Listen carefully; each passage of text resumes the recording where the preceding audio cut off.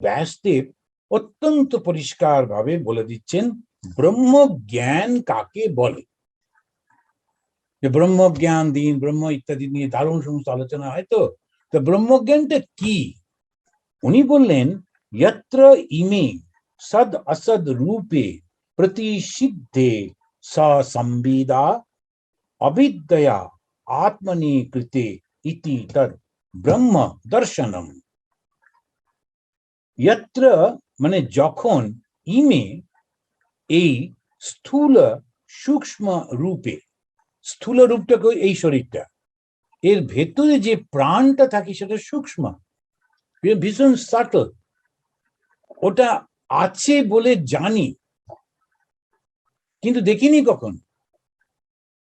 ওইটা কিন্তু আমি, তাকে আমি বলে বলছি, সেটাকে কিন্তু আমি কোনোদিন দেখিনি। খুব মজার ব্যাপার।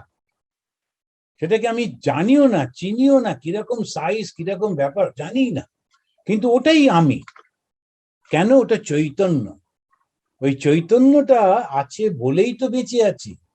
যেদিন চৈতন্য থাকবে না, বাস হয়ে গেল। তখন এত সুন্দর শরীর, একেবারে রোজ জিমে টিমে গিয়ে এত মাসল টাসল করা হলো, 6 প্যাক ট্যাক আজকাল সমস্ত বলছে, কেউ কেউ আবার 8 প্যাক আছে বেশ, কিন্তু সব ওই আগুনে পুড়ে শেষ।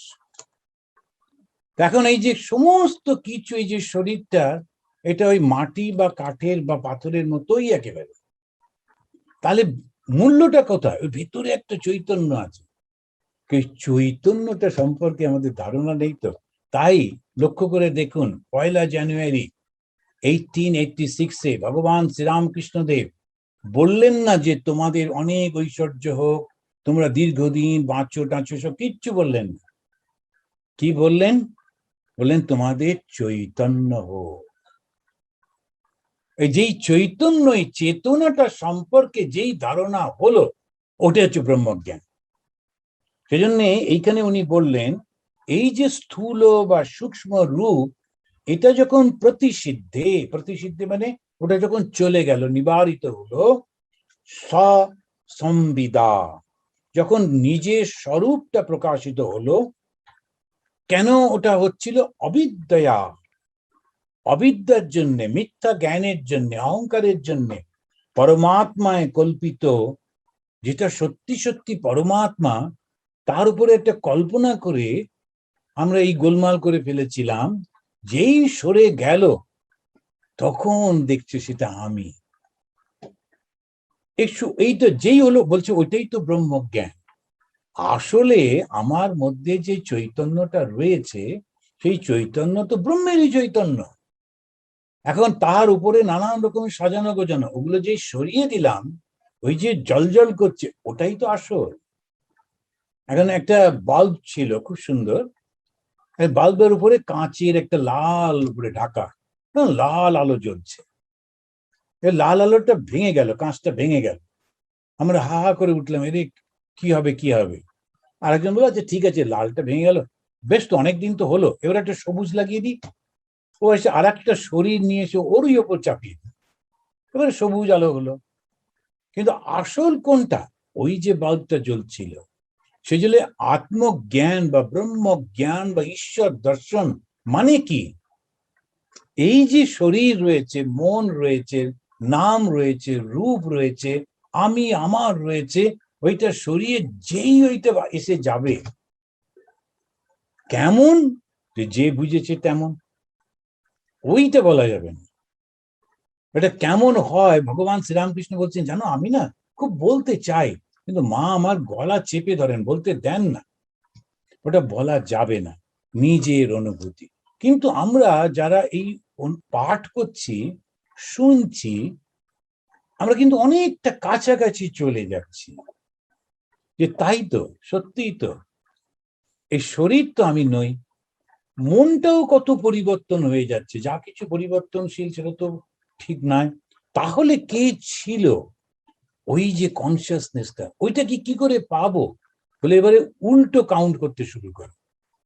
এতদিন ভেতর থেকে বাইরের দিকে যাচ্ছিলাম, এবারে বাইরে থেকে ভেতরে নিয়ে চলে এসো, পালিয়ে এলো। আমার ওটা চাই, আমার ওটা চাই, আমার ওটা চাই, এরকম বলছিলাম, করে করে করে করে চতুর্দিকে ছড়িয়ে পড়েছি।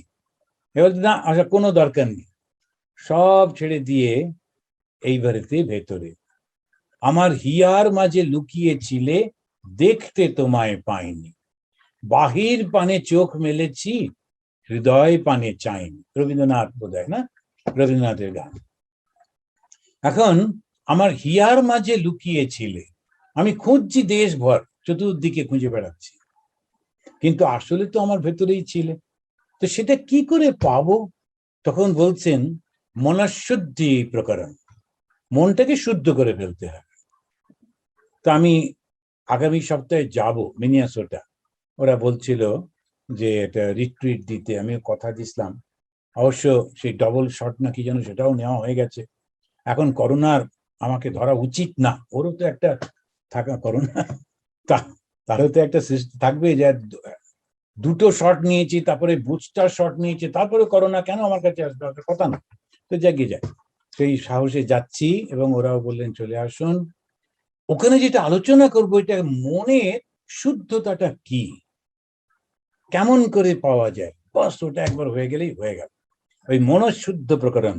তখন বলছে যত্র ইমে সদ সদ রূপে প্রতিসিদ্ধে স সংবিদা অবিদ্যয়া আত্মনি কৃতে ইতি তদ ব্রহ্ম দর্শনম। যেই মুহূর্তে ওই অবিদ্যার দ্বারা আমি বলছিলাম সেটা সরে যাবে, সঙ্গে সঙ্গে ব্রহ্ম দর্শন হবে, একটু একটু করে, এক মুহূর্তে। ভগবান শ্রীরামকৃষ্ণ বললেন অন্ধকার ঘর, বহুদিনের অন্ধকার, এবারে যখন জ্ঞান এলো, তখন কি একটু একটু করে জ্ঞান আসবে? এক মুহূর্তে জ্ঞানটা ছিল। সেইটাতেই তখন বলছেন যে মায়ার প্রভাবে সত্য ঢাকা পড়ে আছে, আর তার উপরে এই কাল্পনিক ছবি আমরা করছি। মায়ার এই ম্যাজিকটা যখন কেউ বুঝতে পারে, তখন তাকে জীবন মুক্ত বলে, জীবিত অবস্থায় মুক্ত, জীবন মুক্ত। এই অবস্থাকে খুব সুন্দর একটি শব্দের দ্বারা বর্ণনা করেছেন। শব্দটি কি জানেন? স্বে মহিমনি। সুন্দর শব্দ।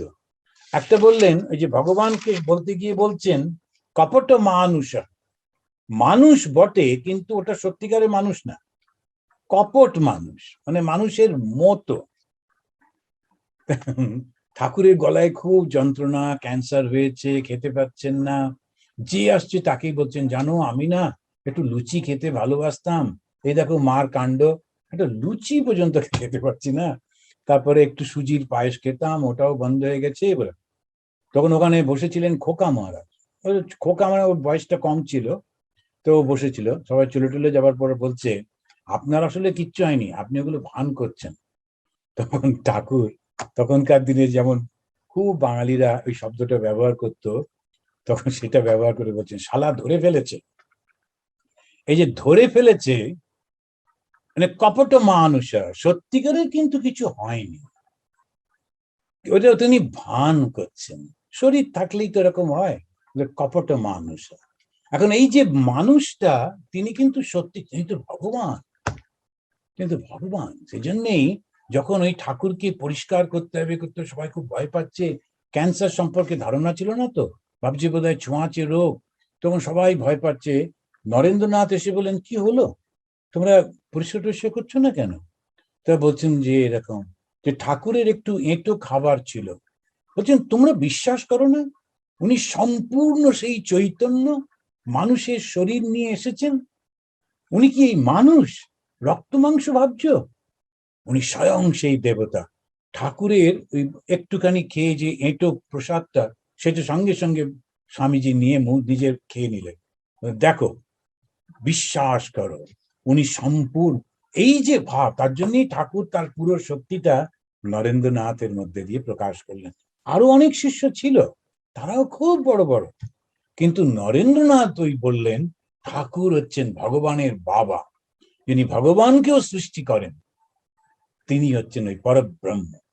তো এই যে শ্রীরামকৃষ্ণ, তিনি কি কপট মানুষ, মানুষের মতো দেখতে, কিন্তু আসলে মানুষ নয়, সত্যিকারের সেই ঈশ্বর। মা শারদামণি বললেন ওই যে ছবিটা দেখছো, ওই ছবিটা দেখলেই কিন্তু তাকে দেখা হবে। তো এইখানে আমরা বলছেন সে মহিমনি, যে স্বস্বরূপে অবস্থিত ব্যক্তি, মায়ার এই ম্যাজিকটা যখন আমরা বুঝতে পারি। আমাদের এই যে তৃতীয় অধ্যায়টা শেষ হয়ে যাচ্ছে, তো যখন সে প্রশ্ন করছে, আমি 1-2 মিনিট একটু এক্সট্রা নিয়ে বলে দিই। সেখানে বলছেন যে প্রশ্ন করেছিলেন, আচ্ছা ভগবান কৃষ্ণ চলে গেলে তখন ধর্মের ব্যাপারে আমরা কার দিকে তাকাবো, কোথায় যাব, কি করে বুঝবো, কে আমাদের গাইড করবেন?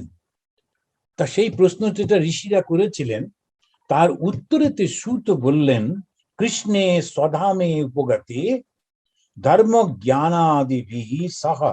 সমস্ত জ্ঞান, ধর্মের জ্ঞান নিয়ে কৃষ্ণ যখন স্বধামে ফিরে যাবেন নিজের জায়গায়, কলৌ নষ্টা দৃশ্যাম ঈশা, যখন মানে কলিকাল এসে যাবে, সমস্ত কিছু ধ্বংস হয়ে যাচ্ছে, তো এখন সমস্যাটা কি?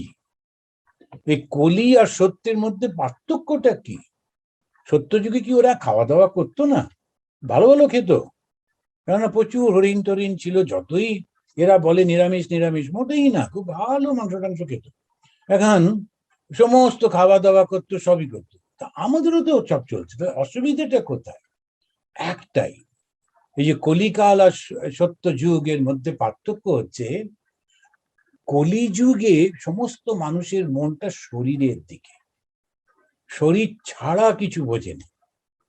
সেজন্য ঠাকুর বললেন না, কলকাতা দিয়ে যাচ্ছিলুম, দেখলুম সমস্ত মানুষের মন পেটের দিকে, সেই জন্যে তাদের শুধু এই শরীরটাকেই তারা আরো কি করে ভালো করা যায় ইত্যাদি ইত্যাদি, ওইটা গোলমাল হয়ে গেল। কেন? তখন ওই পশুর মতো হয়ে যাচ্ছে।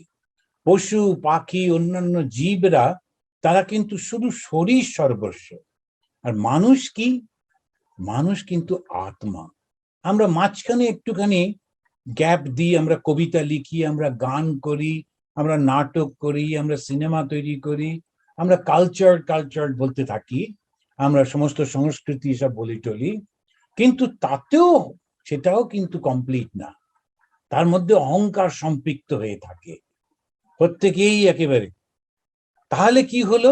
সেই মানুষ যে নিজের আত্মাকে জানতে পারে, মান হুঁশ, আবার শ্রীরামকৃষ্ণদেবের কথা, মান হুঁশ, নিজের সম্পর্কে যার হুঁশ হয়েছে। তা কলিযুগে যখন ভগবান থাকবেন না, তখন আমরা কার কাছে যাব? তখন ওই সুত বলছে, ঠিক সেই কারণেই স্বয়ং ভগবান নারদকে পাঠালেন বেদব্যাসের কাছে, বেদব্যাসকে উৎসাহিত করতে, তার জীবন কথা রচনা করবার জন্য। সেই নারদ আসবেন, এসে তিনি সেটা সৃষ্টি করছেন। ভগবতের প্রথম স্কন্ধের 4র্থ অধ্যায়, স্কন্ধটা অনেক বড় হয়, অধ্যায় তার মধ্যে অনেক। 4র্থ অধ্যায়ে ব্যাসদেবের মানসিক অবস্থার কথা বর্ণনা করা হয়েছে।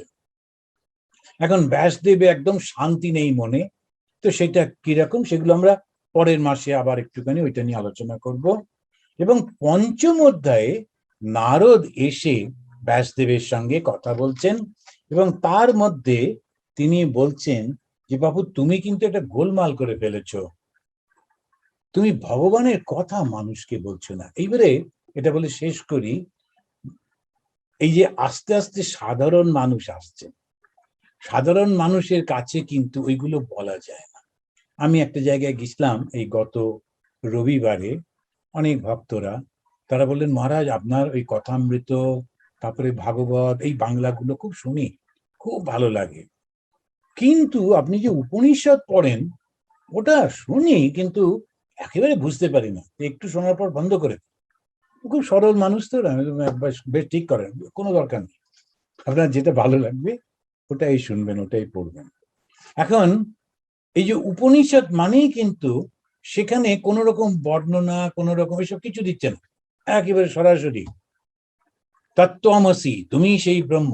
এখন একটা জায়গায় নিয়ে গিয়ে সেখানে আর অত বোঝানোর চেষ্টা করছে না।